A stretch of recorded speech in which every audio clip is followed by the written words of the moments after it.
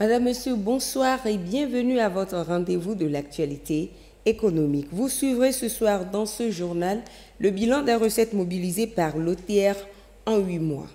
Dans quelques jours, la rentrée scolaire, vous verrez ce jeune entrepreneur qui fait des sacs d'écoliers Made in Togo. C'était les titres. Bienvenue. En 8 mois, plus de 737 milliards de francs CFA ont été mobilisés par l'Office togolais des recettes OTR. Le bilan a été rendu public le 4 septembre dernier à Kara. Une collecte bien au-delà des prévisions initiales. On fait le point avec Ekwesala. 737,2 milliards de francs CFA. C'est le montant mobilisé par l'Office togolais des recettes OTR à fin août 2025, soit 92,5% de la prévision sur les 8 premiers mois et 61% de l'objectif annuel fixé à 1208 milliards de francs CFA. Cette performance marque une progression de 4,8% par rapport à la même période en 2024. De janvier à août 2025, nous avons pu constater une bonne tenue de l'économie nationale, relevée par les statistiques au niveau de la BCEAO et au niveau de notre Direction générale des statistiques. Et relativement à cela également, nous avons pu quand même tenir une bonne mobilisation de recettes. L'Office togolais des recettes met l'accent sur plusieurs chantiers stratégiques. L'élargissement de l'assiette fiscale, la fiscalisation des particuliers, l'intégration des plateformes numériques et la lutte contre la fraude ainsi que la contrebande. La nouvelle gouvernance issue de la loi adoptée cette année vient renforcer ces réformes. En analysant la première période qui s'est présentée certains défis au niveau de la mobilisation d'une des taxes majeures qui est la TVA, nous avons essayé d'approfondir pour voir quelles seraient les causes et immédiatement envisager des solutions. Cap sur l'avenir désormais avec la préparation du plan stratégique 2026-2030. Objectif pour l'OTR, bâtir un système fiscal plus inclusif, plus simple et protecteur des opérateurs économiques locaux. Une ambition qui vise à renforcer la confiance entre l'administration et les citoyens et à consolider la modernisation du système fiscal togolais. D'après les dernières données de la BCEAO, les établissements financiers conservent des réserves largement supérieures aux normes. Un excédent record constaté au Togo, une augmentation de 2,3 milliards en novembre 2023, ce qui dépasse la barre des 80 milliards en 2024. Une bonne santé des institutions bancaires togolaises qui résulte d'une bonne gestion financière. Voyons cela avec Ulrich Amiga. Au 31 août 2025, les réserves des banques et institutions financières du Togo atteignaient 157,6 milliards de francs CFA pour un minimum réglementaire fixé à 71,5 milliards, ce qui représente un excédent record de 86,1 milliards, soit un ratio de couverture de 220%, alors qu'en novembre 2023, l'excédent n'était que de 2,3 milliards. Il a ensuite augmenté tout au long de 2024, dépassant la barre des 80 milliards. Cette progression reflète à la fois la solidité du secteur et une gestion prudente des ressources. Avec un ratio de 220%, le Togo se classe parmi les pays les plus rigoureux de l'Union économique et monétaire ouest-africaine UEMOA, juste derrière le Sénégal, qui affiche 315%. Cependant, certains analystes estiment que ces excédents sont sous-utilisés. Les fonds placés auprès de la Banque centrale des États de l'Afrique de l'Ouest pourraient être en partie redirigés vers les très petites et moyennes entreprises TPME, essentielles pour l'économie nationale. Dans un contexte où le secteur privé peine à obtenir des crédits, une meilleure mobilisation des réserves permettrait de stimuler l'investissement, l'emploi et la croissance. D'après les dernières données de la Banque centrale des États de l'Afrique de l'Ouest, les établissements financiers conservent des réserves largement supérieures aux normes. Le secteur bancaire togolais reste donc très prudent dans la gestion de ses liquidités, ce qui relance le débat entre prudence et soutien plus actif à l'économie réelle. 5 ans déjà que la solution automatisée de marquage SAM a été mise en place pour protéger les consommateurs contre les produits contrefaits. Point ce soir sur l'importance de cet outil avec Eliagba Nyadao. Acheter, vendre ou échanger des biens et services afin de satisfaire un besoin, c'est à cela que se résume le commerce. Et la protection du consommateur s'avère indispensable à travers la solution automatisée de marquage des produits, une technologie qui assure la sécurité des produits en fournissant des informations claires sur les caractéristiques et dangers que peut constituer le produit. Le marquage, il se fait de deux manières. Il s'agit d'apposer des vignettes, des étiquettes qui sont spécifiques pour le programme au Togo sur les produits. Il se fait préalablement à travers un référencement. Ceux qui veulent mettre les produits en consommation s'assurent d'être référencés. Et une fois que c'est fait, ils ont accès aux vignettes pour pouvoir les appliquer sur les produits. Donc le moment où ils font le référencement, il y a tous les aspects de conformité également qui sont vérifiés, donc par notamment le ministère en charge du commerce, pour s'assurer par exemple qu'ils ont les autorisations nécessaires pour pouvoir mettre en vente ces produits-là. Et donc une fois qu'ils apposent donc les vignettes sur ces produits ont le label de conformité par rapport aux exigences en vigueur. En vigueur depuis 2020 sur l'ensemble du territoire national, la solution automatisée de marquage ne prend en compte pour l'heure que quelques produits. Des dispositions sont en train d'être prises afin que tous les produits soient marqués. Le gouvernement a fait le choix de nous confier dans un premier temps, donc depuis 2020, un certain nombre de produits qu'il a jugés essentiels et consommés quotidiennement. Il s'agit notamment des eaux, des boissons non alcoolisées, des boissons alcoolisées et également des produits tabac.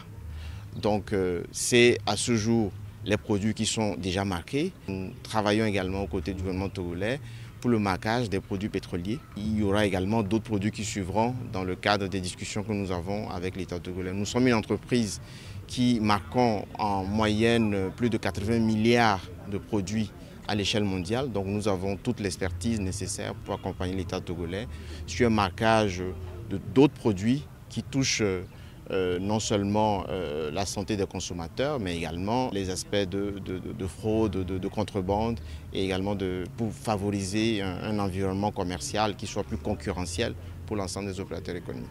Exiger les produits marqués, c'est se protéger. Une fois le produit marqué, cela garantit la traçabilité, l'authenticité, l'accréditation et la validation du produit sur le marché. Les foires constituent une opportunité cruciale pour les entrepreneurs de faire connaître leurs produits ou services, d'avoir de la clientèle, d'augmenter les ventes et d'établir les contacts.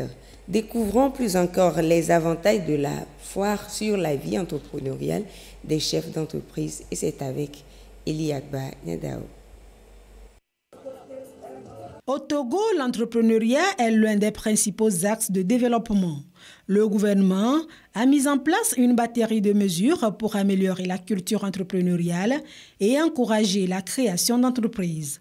Parmi ces mesures, des foires nationales et internationales qui permettent aux entrepreneurs d'exposer leur savoir-faire. Les accessoires, les boucles d'oreilles, les bracelets, tout ça. Nous fabriquons ces produits à base du bois, l'ébène, le teck. On utilise parfois l'iroko aussi. Je participe souvent à des foires artisanales et les salons. Nos participations sur les foires, souvent c'est la visibilité, avoir plus de contacts et montrer aux yeux du monde ce qu'on sait faire. La foire nous aide à avoir beaucoup de clients. Depuis 2001 que j'ai commencé par participer à la foire. Nous sommes dans la production et la transformation du riz local sous la marque le riz la paix. Le riz la paix a été produit à Covier, dans la vallée du Zior. Il y a le long grain, il y a le couscous, il y a couscous fin. Consommer le riz local. Consommer le riz local, ce qui est produit chez nous ici. Je vais tout d'abord dire merci au gouvernement pour pouvoir ventiler nos produits locaux Je prierai à la population donc, de nous aider pour qu'on puisse aller en avant. Les différentes initiatives mises en place visent à dynamiser l'écosystème entrepreneurial pour le bonheur des chefs d'entreprise. On vient à la foire pour trouver la clientèle. Surtout. Quand je viens à la foire comme ça, les gens qui me connaissent viennent et d'autres s'ajoutent encore. Ce sont les produits naturels, vraiment naturels, pour la peau et pour les cheveux. Je lance un truc vraiment à la population de venir acheter nos produits pour tester. Et quand ils testent, ils vont rester parce que nos produits ne sont pas là pour la dépigmentation, mais pour arranger la peau. La foire m'a aidé plus à avoir une visibilité que je n'en avais pas. Au-delà de présenter mes produits, après j'ai eu pas mal de retours et d'autres clients qui n'avaient pas la possibilité de payer sur place ont eu à me contacter et acheter. Aujourd'hui, je suis connue de partout et voire même pendant les vacances, il y en a qui viennent de l'international et après, ils commandent les produits. Lorsque la personne utilise et a une satisfaction, recommande aussi pour sa famille ou pour ses proches. Aujourd'hui, grâce aux foires, je suis connue internationalement. Au-delà des foires qui offrent une visibilité aux entreprises, d'autres initiatives accompagnent également les jeunes entrepreneurs sur le plan technique et financier. La foire à Diafi a pris fin le dimanche dernier. Retour ce soir sur le jeune étudiant Kachoni qui a profité de cette foire pour faire un job de vacances et aussi acquérir de nouvelles expériences. Les détails avec Giovanni Afangwidi.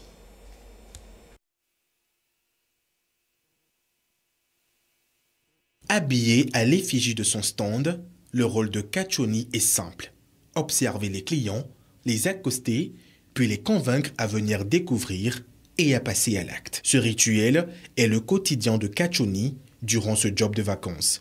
Il reste confiant et compte se constituer un peu de pécule avant la reprise des cours. En premier lieu, c'est à cause de l'argent, mais aussi à cause des compétences. Parce que j'apprends beaucoup ici en fait. Gagner de l'argent, oui, mais surtout acquérir des expériences. À la fin de cette foire, j'espère maîtriser un peu le marketing. Voilà, savoir communiquer avec les clients, savoir convaincre les clients. Comment aborder, genre convaincre un client et acheter un produit quoi. Bachelier, Kachoni explore à cœur joie le monde du marketing, vente et relations clients. Son objectif, bien préparer la nouvelle rentrée universitaire qui s'annonce. Suivons à présent les cours des devises de ce mardi 9 septembre 2025. L'euro reste inchangé, 655,95 à l'achat comme à la vente. Le dollar américain s'établit à 554,75 à l'achat et 561,75 à la vente. Le yen japonais est de 3,760 à l'achat et 3,820 à la vente. La livre sterling, 753,50 à l'achat et 760,50 à la vente. Quant au franc suisse, il est de 700,25 à l'achat et 706,25 à la vente.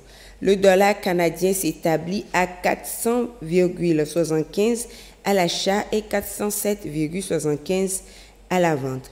Le yuan chinois, 77,500 à l'achat et 79,250 à la vente. Poursuivons avec ce communiqué du comité de coordination pour les filières café et cacao.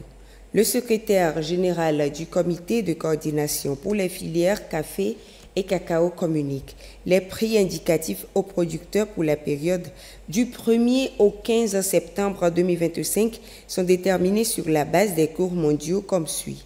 Café Saint Robusta 1785 francs le kilo. Cacao qualité supérieure, 2720 francs le kilo. Notez bien, ces prix sont calculés par rapport à l'échéance de novembre 2025 pour le café et de décembre 2025 pour le cacao.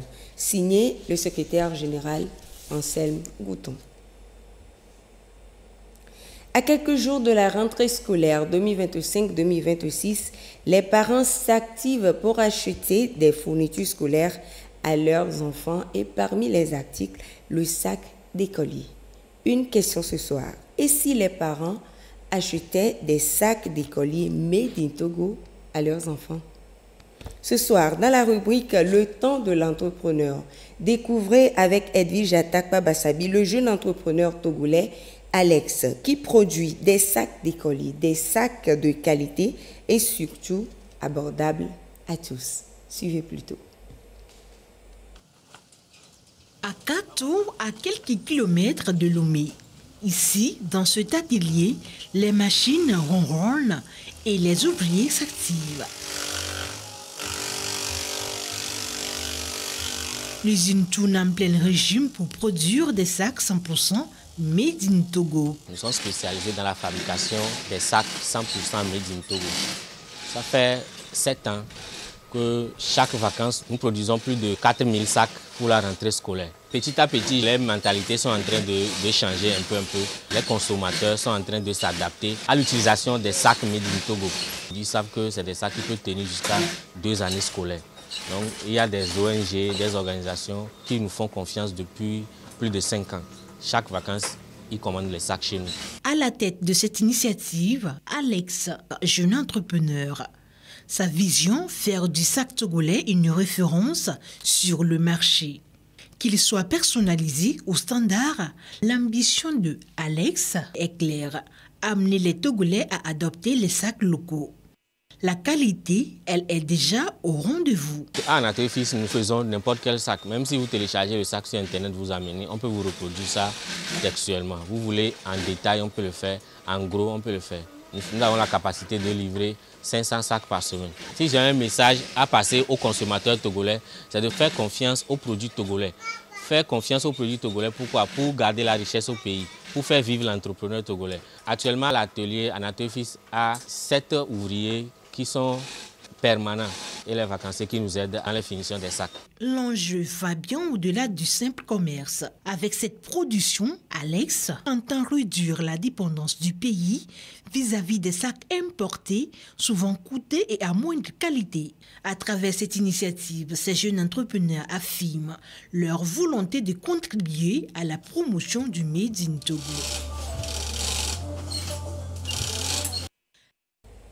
Suivons à présent les prix des céréales et du gari. C'est avec Eliagba Nyadao.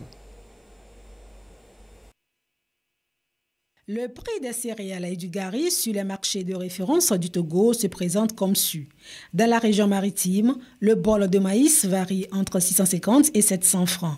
Dans les plateaux, il est entre 500 et 550 francs. Dans la centrale, le prix du bol du maïs oscille entre 450 et 550 francs. À Kara, il est entre 500 et 600 francs. Et dans la région des savanes, le prix du bol du maïs est compris entre 450 et 500 francs avec une moyenne nationale de 522 francs CFA. Venons à présent au prix du bol du sorgho. Il est entre 900 et 1000 francs dans la région maritime. Dans les plateaux, il varie entre 650 et 700 francs. Dans la centrale, le bol de sorgho est proposé à 600 et 650 francs.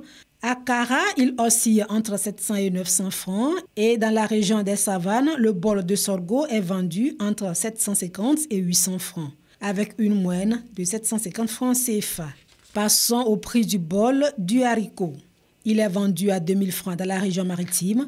Dans les plateaux, il varie entre 1500 et 1600 francs. Dans la région centrale, le bol du haricot est à 2000 francs. À Kara, il est entre 2200 et 2300 francs. Et dans la région des savanes, le prix du bol du haricot est entre 1050 et 1100 francs, soit une moyenne nationale de 2104 francs CFA. Poursuivons ce mercurial avec le prix du bol du mil. Il est à 1200 francs dans la région maritime. Dans les plateaux, il oscille entre 1450 et 1500 francs. Dans la centrale, le bol du mil est proposé à 1200 francs. À Kara, il est entre 1000 francs et 1200 francs. Et dans la région des savanes, le prix du bol du mil est compris entre 1000 francs et 1100 francs, soit une moyenne nationale de 1183 francs CFA. Terminons ce mercurial avec le prix du bol du gari. Il est vendu à 1200 francs dans la région maritime, entre 950 et 1000 francs dans les plateaux. Le prix du bol du gari est compris entre 850 et 1000 francs dans la région centrale. À Kara, il varie entre 1000 francs et 1100 francs. Dans la région des savanes, le prix du bol du gari oscille entre 1000 francs et 1100 francs, avec une moyenne nationale de 1041 francs CFA. Et ce sera tout pour ce soir. Merci de votre fidélité. Bonsoir chez vous.